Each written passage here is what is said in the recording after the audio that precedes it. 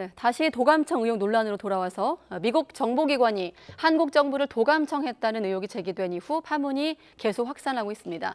대통령실은 공식 입장을 통해서 유출된 문건의 상당수가 위조됐다는 것에 양국의 견해가 한미의 견해가 일치됐다고 밝혔지만 정치권 공방은 계속되고 있고 풀리지 않은 의문도 여전합니다. 어제 박지원 전 국정원장에 이어서 오늘은 국회 국방위 여당 간사죠. 신원식 국민의힘 의원과 함께 이번 논란 함께 이야기 나눠보겠습니다. 네, 의원님 안녕하십니까? 네, 반갑습니다. 네. 어제하고 오늘하고 좀 여권 전체의 분위기가 좀 다른 것 같습니다. 하나씩 질문 드릴 텐데 먼저 여당 소속 외통위, 국방위, 정보위원님들과 기자회견 여셨거든요. 그 내용부터 소개해 주시죠. 네, 14시 20분에 국회 소통관에서 저희들이 발표를 했는데요. 네. 어쨌든 내용의 핵심은 이렇습니다. 아직 정확하게 모든 게 사실로 확인된 게 없다. 그다음에 먼저 우리 정부가 미국 정부와 확인해 봤더니 대부분 특히 한국 정부와 관련돼서 언급된 것들은 사실과 다르다. 그래서 좀 기다리고 좀 시간을 가지고 하자. 그래서 외국 언론 보도 하나만을 가지고 반미 공세를 한다든지 대정부 공세를 하는 야당의 태도는 적절치 않다. 뭐 대강 이런 정도의 내용을 관련 상임위 세 군데에서 공동 성명으로 발표했습니다. 특히 사실이 아니라고 지목하는 부분은 어떤 대목인가요? 구체적으로? 구체적으로는 지금은 이제 우선 김태호 차장이 가면서 말씀도 했고 한미 국방부 장관이 서로 이제 전화를 통해서 이야기를 했지만 거기서 구체적인 내용은 언급되지 않았습니다. 그러니까 정부 당국에서 구체적인 언급을 안 한 것을 제가 이야기하기는 좀 어려운데요. 결국 이제 이 대화 내용의 핵심이 우크라이나에서 지금 필요한 포탄을 155mm 포탄을 적절히 공급할 수 있는 나라가 대한민국뿐이니까 그걸 어떻게 할 것인가가 사실 주 내용이잖아요. 그런데 사실은 작년 연말에 이미 풍산에서 10만 발을 이미 지금 언론 보도됐죠. 당시는 좀 여러 가지 보안 사항이었는데 어쨌든 미국에서 다른 나라로 안 하고 미국만 가진다는 조건으로 10만 발 수출을 했습니다. 그러니까 다시 말씀드려서 작년도 연말에 지금 3월 초에 있었다고 하는 그 통화 내용에 대한 고민을 몇 개월 전에 한 거죠. 그 몇 개월 전에 이미 그 방침 지금까지 한국이 계속 구속해서 그 포탄을 수출하는 것은 작년 연말에 결정된 방침에 그대로 하고 있습니다. 그런데 느닷없이 3월 초에 이거 어떻게 할까요? 그 바이든 대통령이 와서 이걸 뭐 하라고 그러면 어떡하죠? 이런 고민을 외교비서관과 안보실장이 했다는 게 굉장히 저는 생뚱맞다. 그래서 나중에 이제 무엇이 문제가 있고 무슨 문제가 있고 근거가 공개적으로 밝혀질지는 모르겠지만 현재 제가 판단하기에는 이런 측면에서 그 내용은 좀 왜곡될 가능성이 매우 높다 그러니까 생각합니다. 지금 논란에 거론되고 있는 김성환 전 실장, 이문희 전 비서관이 우크라이나에게 그 우회 지원하기 위한 그 무기 지원을 하기 위한 논의를 했느냐 그 여부가 촉각이었는데 논의 자체가 시점상 있을 수 없다고 보시는 거예요? 작년 연말에 했습니다. 그게 경고 방침이 결정이 되고 풍산에서 10만 발을 미국에 수출을 했어요. 그 정부가 이 예민한데 정부가 왜냐하면 이 2월 24일에 작년도에 침공을 했기 때문에 문재인 정부부터 윤석열 정부가 연결됐잖아요. 이 문제가 계속 논의가 된 거예요. 그런데 우리 정부 방침은 문 정부나 윤 정부나 변함이 없어요. 인도적 지원이나 군사 장비 물자 같은 비전투용 장비는 되는데 살상 무기, 전투 장비나 전투 물자는 우리가 하지 않는다는 원칙을 지켜왔거든요. 그런데 작년 연말쯤 우크라이나가 굉장히 탄약 부족에 시달린 겁니다. 그래서 어떻게 할 것이니까 사실 이거는 예민하기 때문에 공개 안 해놓고 한 건데 사실 그 결정이 돼서 됐던 거고 그래서 이제 이번 이 사건이 났기 때문에 그 고민은 작년 연말에 있었다. 그건 저도 알고 있습니다. 그러면 그 도감청 이번 의혹과 관련해서 어제 나온 박지원 전 원장 같은 경우도 두 사람의 어떤 거취, 경질과 좀 연관해서 보는 시각도 있는데 이것도 그러면 다른 문제인가요? 상식적으로 한번 생각해 보시죠. 3월 27일 날 이문희 비서관이 경질됐습니다. 3월 29일 날 김성환 실장이 경질됐어요. 그리고 뉴욕타임즈 최초 보도가 4월 6일에 있었고요. 한국에 관련된 이야기는 4월 9일 날 후속 보도에서 나왔습니다. 그러면 그리고 이제 통상 전문가들이 할 때는 기획 보도기 때문에 2월 말 3월 초쯤 뉴욕타임즈에서 작성을 시작했을 거라고 봐요. 그러면 뉴욕타임즈를 한국 정보기관에서 뭐 더 쉽게 말하면 좀 우스갯소리해서 미안합니다만 예. 도감청을 해서 그런 기사가 나올 걸 미리 알고 경질을 했나요? 그러니까 박지원 전 실장님 께서 하신 말씀은 우선 팩트 앞뒤로 봐도 논리적으로 성립이 안 된다. 저는 그렇게 보고 그거는 전혀 사실무근이라고 확신합니다. 사실관계 기준도 파악해야 되겠습니다만 이번 논란 유출 시점이 몇 달 더 이전이다 이런 관측도 있던데. 그것도 통상 이제 이거는 예. 확인된 건 아닌데 이 온라인에서도는 예. 또 오신트라고 이제 민간 그룹에서 이제 예. 군사 정보를 다루는 이런 분들이 대충 1월 달부터 이게 슬슬 돌기 시작했다는 거 아닙니까? 예. 그러다 보니까 이제 이런 것들도 미국이 정부가 조사를 하면 나오겠죠. 그리고 네. 유통 경로가 친러 온라인 매체부터 이건 뉴욕 타임즈도 인정했는데 네. 유통되기 시작했고 이게 1일부터 시작이 됐고 그 유통 과정에서 상이한 내용의 2개 문서가 지금 존재한다는 건 확인이 됐지 않습니까? 예. 그러니까 이런 사실관계 전체를 아마 미국 정부에서 조사를 하게 되면 네. 100여 건의 사건이 전부 다 거짓인지 전부 다 정말 맞는 건지 일부는 맞고 일부는 틀린 건지 이런 것들이 지금 아직까지는 확인하기 곤란한데 일단 한국에 관련된 것을 워낙 여론이 그거 되니까 제 생각에서는 한국 네. 정부가 빨리 대통령실을 확인을 했겠죠. 해보니까 네. 한국에 관련된 우크라이나 포탄 관련된 것은 대부분 사실이 아니다. 이렇게 이야기했던 거고 저는 그 구체적인 대화를 당국자하고 뭐 이렇게 네. 한 거는 아니지만 네. 또 했다도 제가 밝힐 수는 없지만 제가 경험상 판단해 볼 때 네. 이미 그 내용은 작년 연말에 고민을 해서 결정했다는 거죠. 네. 근데 예. 그 작년 연말이라는 시점이 지금 미국에서 첫 유출 시점을 좀 오히려 미국이 이제 좀 뒤늦게 알았다 이런 시점하고 좀 연결해서 본다면 아니 예. 유출이 3월 초쯤에서 거기 나오지 않습니까? 네. 시긴트 쉽게 말해서 신호정보? 신호정보를 수집했다고 예. 그러잖아요. 그런데 그 고민한 내용이 그 이제 첩보 수집한 것이 작년 연말이다. 그냥 풍산에서 10만 발을 수출하기 전에 네. 그런 고민이 했다고 그러면 그렇게 했을 수도 있겠다는 생각이 드는데 갑자기 생뚱맞게 몇 개월 후에 그걸 했다라고 하니까 네. 저는 그 자체의 위조의 가능성에 무게를 더 두고 있습니다. 알겠습니다. 그런데 지금 보면 대통령실 입장은 터무니없는 거짓 의혹이라면서 이제 사실관계가 우선이다라는 입장인데 오히려 백악관 같은 경우는 공공 영역에 유출된 건 변명의 여지가 없다라고 밝히면서 한미의 어떤 뉘앙스라고 해야 될까요? 차이가 좀 있거든요. 그거는 좀 보는 관점에 따라서 네. 미국의 이야기는 예. 어떤 개개의 사실에 대해서 맞다 틀리다가 아니고 네. 이런 거 전체가 유출된 것이다. 그다음에 100여 건 문건 중에서 네. 지금 섣불리 단정 못하는 게 있을 거예요. 미 정부도 이거는 확실히 거짓이다. 네. 또 어떤 것도 이거는 사실이다 이럴 수도 있고. 그런데 지금 한국 정부는 솔직히 2건이니까 사실 여부를 지금 이야기 어느 정도 강하게 암시를 할 수 있는데 네. 미국은 그 중에서 그렇게 했다가 이제 혹시 너무 성급하게 결론을 내면 네. 누출 논란이 나중에는 은폐 논란으로 더 큰 문제로 번진단 말입니다. 미국은 거짓말을 하게 되면 네. 대통령도 사임했잖아요. 예.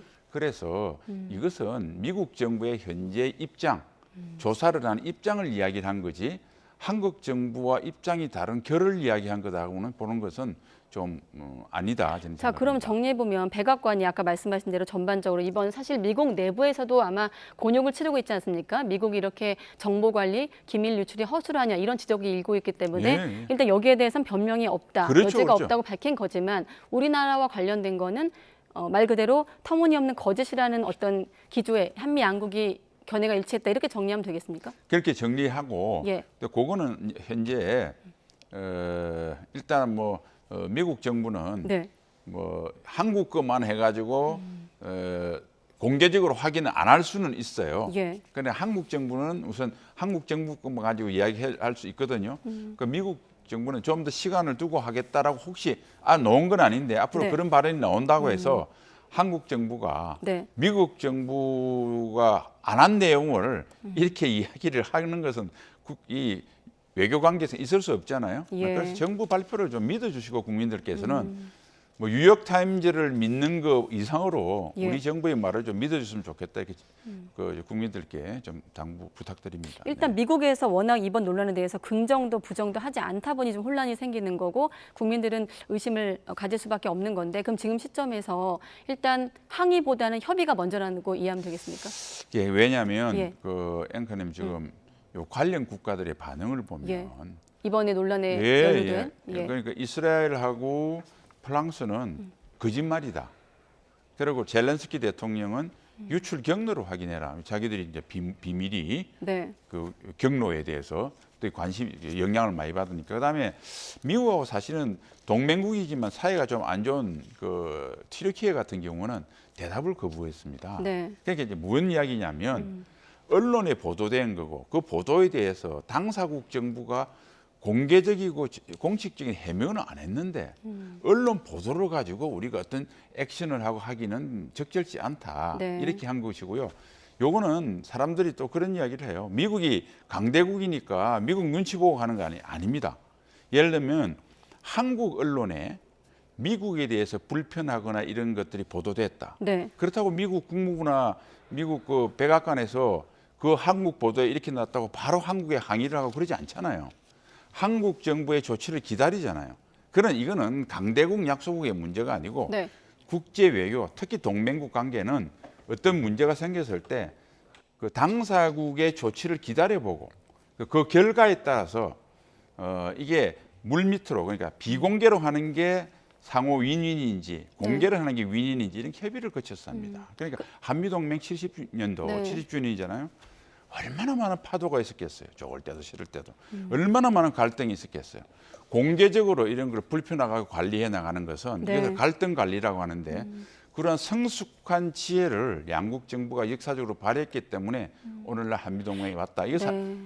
국민들께서 이해하셨으면 합니다. 그 한 가지만 확인해 보면 방금 네. 이스라엘, 프랑스 다른 나라 말씀하셨는데 그 나라들과는 우리가 또 지정학적 위치가 다르고 또 한 가지 정상회담이라는 큰 이슈를 앞두고 있기 때문에 이번 논란이 좀 다른 건 아니겠습니까? 그래도 다른 나라들과 같은 입장을 취한다 보시는 건가요? 당연하죠.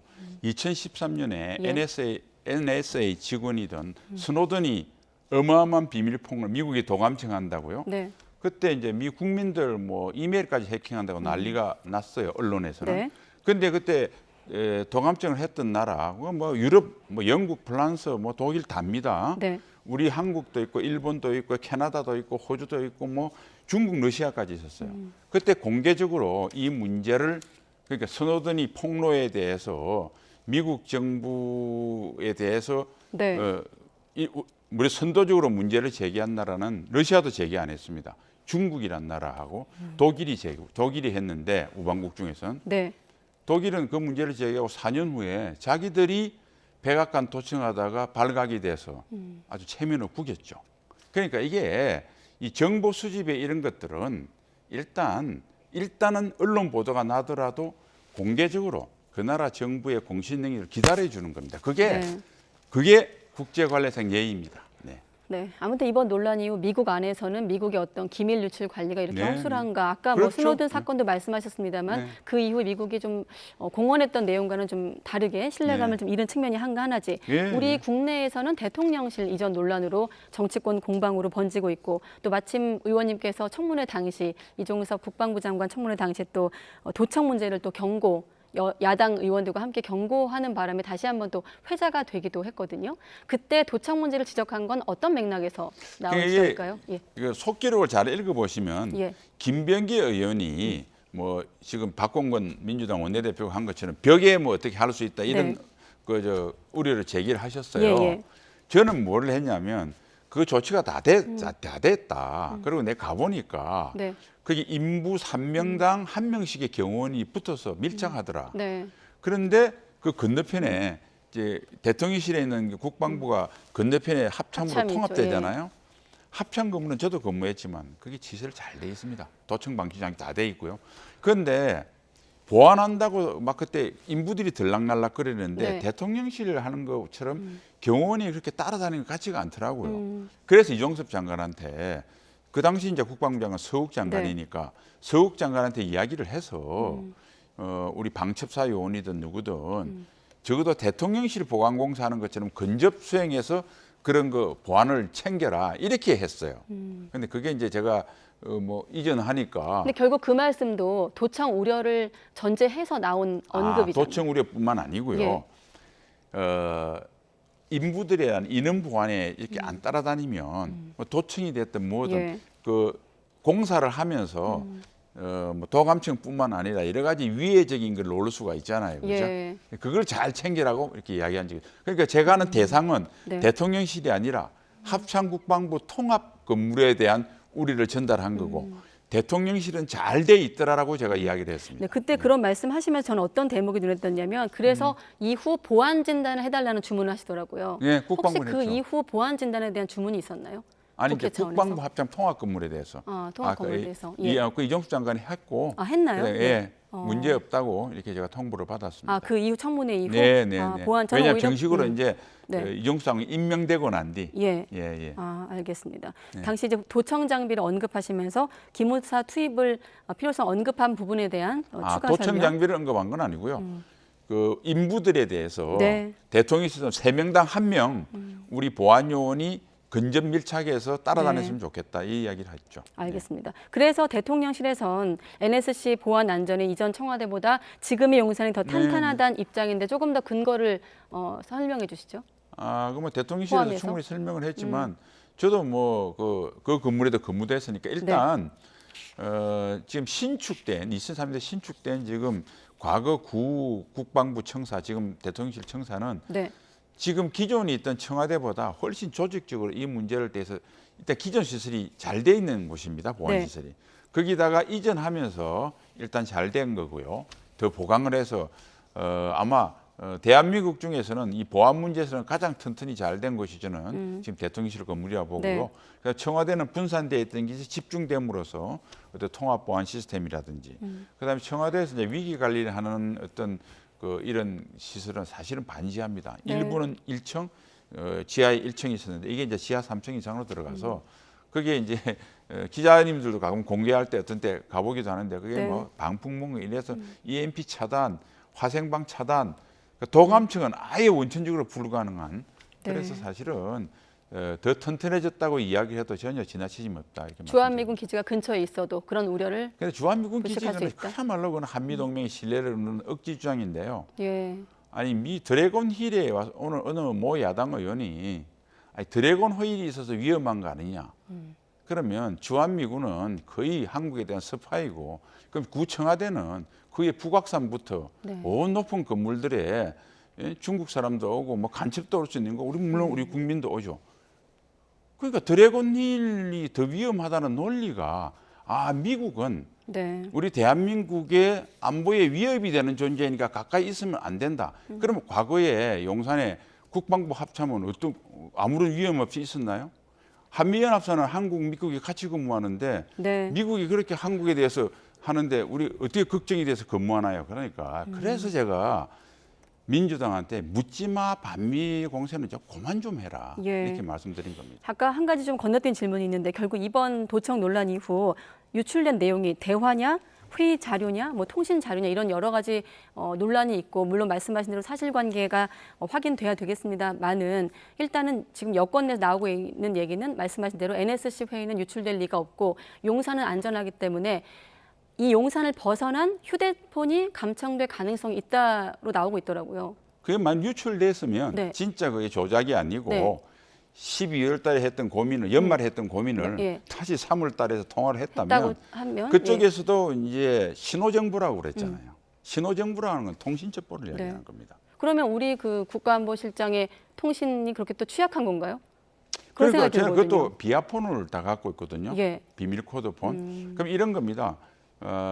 안보실장하고 외교비서관이 비아폰을 쓰지 않았거나 그다음에 비아폰을 썼음에도 불구하고 그거를 뚫어낼 수 있는 고도의 기술이 있거나 그다음에 세 사람이 안전한 지하를 벗어나서 무슨 이유인지 모르겠지만 안보실장하고 외교비서관이 굳이 도청에 씌운 뭐 벌판에 나와서 또는 밖에 나와서 굳이 통화를 했고 여러 가지 그 도청이 될 수 있는 조건을 완벽하게 두 사람이 의도적으로 만들어야 가능한 건데 네. 이것도 제가 조작될 가능성에 무게를 두는 정황 증거라고 생각합니다. 비아폰을 썼거나 비아폰을 뚫을 이상의 어떤 그러니까 어제 보안 시설에 밖에 나와서 밖에 나와서 남들이 감청할 수 있는 조건을 만들어서 네.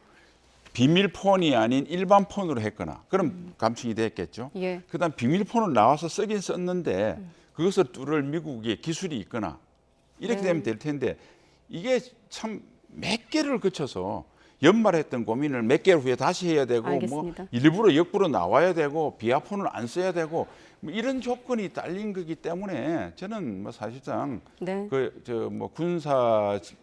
군에 오래 근무한 제 경우로 볼 때 조작 가능성이 훨씬 높다는 점에 무게를 두겠습니다. 네, 마지막으로 어쨌든 국민들 입장에서는 네. 미국 언론 보도를 통해서 우리 외교 라인 어떤 수뇌부들의 내용이 대화 내용이 유출됐다라는 것에 대해서 대통령실 여권의 좀 대응이 소극적인 건 아닌가라는 일부 시각도 있는 것도 사실이거든요. 마침 김태호 1차장이 미국에 가는데 어떤 태도를 취해야 한다고 보십니까? 이 시점에서. 저는 소극적이라는 표현보다는 신중한 표현이 맞다고 보고 네. 아까도 말씀드렸지만 이 사건에 관련된 불란서 튀르키예 다 언급했지만 네. 다 신중한 태도입니다. 그리고 2013년도 NSA 스노든 사건 때도 네. 다 신중한 태도를 태했어요.